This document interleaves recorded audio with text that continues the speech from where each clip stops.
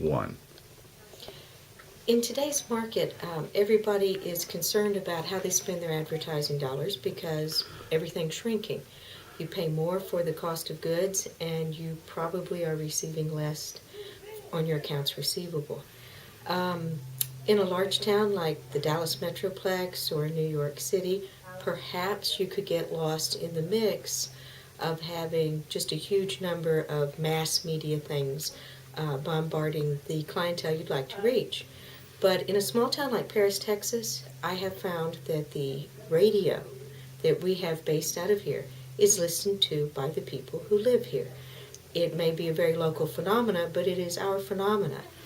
And when Bob first came to me and talked to me about advertising, he mentioned two things that are very good, and they boil down to one concept, and that is saturation.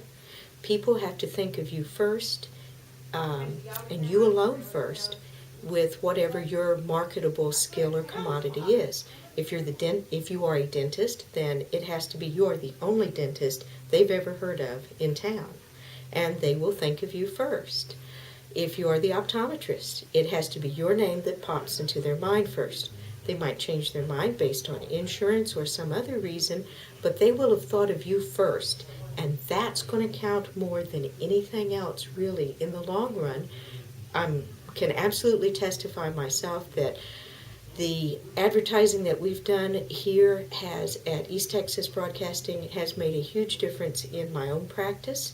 And patients come in, they say, I listened to you on the radio, how is Popeye the chicken doing, or whatever we've talked about on the show. So they really have listened.